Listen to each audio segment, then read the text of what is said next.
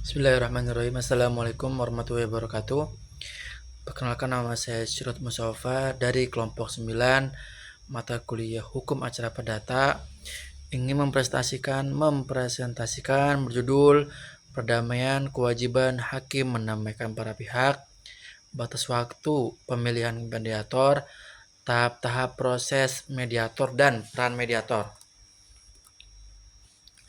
Kewajiban hakim mendamaikan para pihak. Di Indonesia, penyelesaian konflik rumah tangga diselesaikan melalui Badan Penasehatan Pembinaan dan Pelestarian Perkawinan atau yang disebut dengan BP4. Nah, lembaga yang menjadi mitra Departemen Agama sejak tahun 1960, pada dasarnya adalah lembaga mediasi. Khususnya itu sengketa rumah tangga. Nah, persamaannya terletak pada upaya damai antara pihak-pihak yang bersengketa.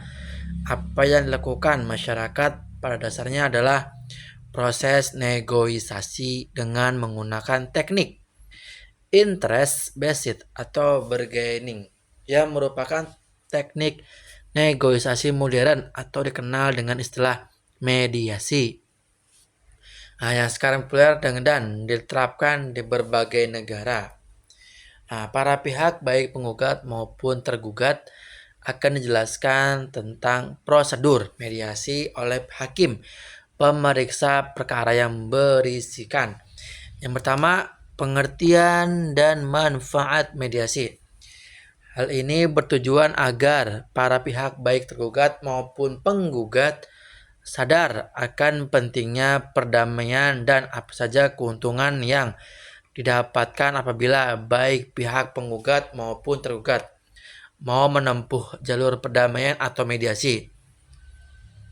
Nah, kewajiban agar para pihak menghadiri langsung proses mediasi serta memberitahukan apa akibat apabila para pihak atau salah satu pihak tidak beritikat baik dalam jalannya proses mediasi.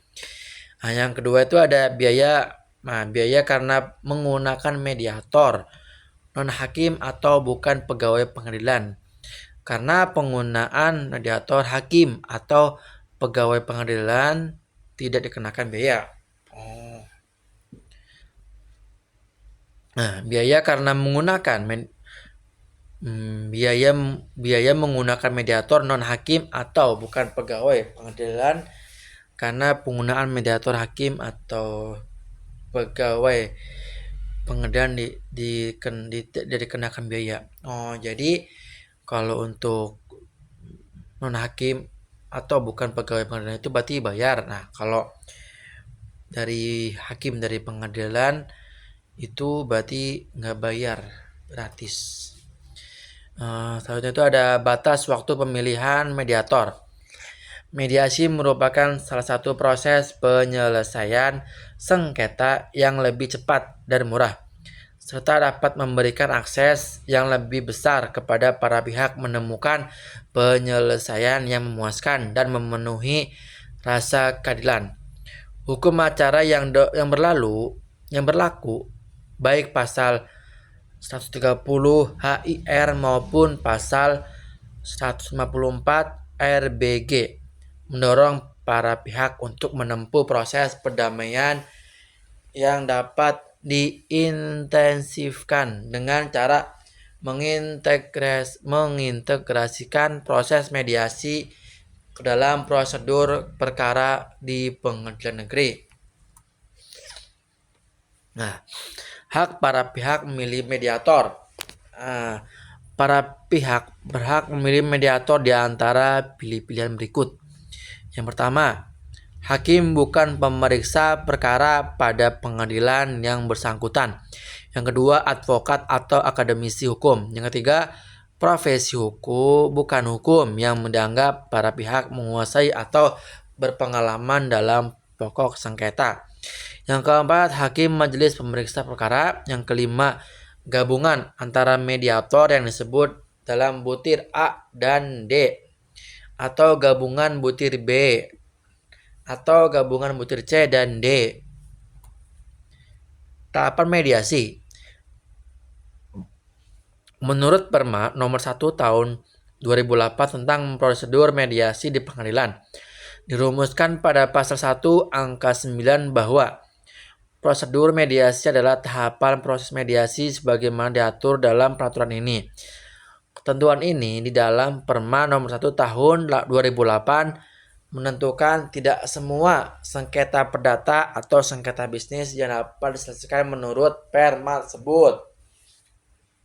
Nah, Nurnaningsi Amriani menjelaskan, kecuali perkara yang diselesaikan melalui prosedur pengadilan niaga, pengadilan hubungan industrial, keberatan atas putusan Komisi Pengawasan Persaingan Usaha. Nah, semua sengketa perdata yang diajukan ke pengadilan tingkat pertama wajib lebih dahulu diupayakan penyelesaiannya melalui perdamaian dengan bantuan mediator. Nah, terus peran mediator. Yang pertama itu melakukan diagnosa konflik, yang kedua mengidentifikasi masalah serta kepentingan kritis, yang ketiga menyusun agenda, yang keempat memperlancar dan mengendalikan komunikasi, yang kelima mengajari para pihak dalam proses dan keterampilan tawar-menawar, yang keenam membantu para pihak mengumpulkan informasi penting, yang ketujuh menyelesaikan masalah untuk menciptakan pilihan-pilihan dan diagnosis sengketa untuk menyelesaikan problem. Mediator adalah perannya terbagi menjadi lemah dan kuat. Para peran terlemahnya melakukan fungsi-fungsi sebagai berikut. Yang pertama, penyelenggaraan pertemuan. Mediator bertindak sebagai fasilitator pertemuan antara pihak yang bersengketa. Mereka membantu mengatur jadwal dan menjaga kerapatan waktu pertemuan. Yang kedua itu pemimpin diskusi netral.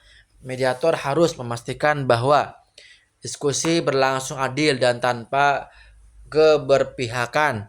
Mereka memfasilitasi komunikasi antara pihak yang bersengketa.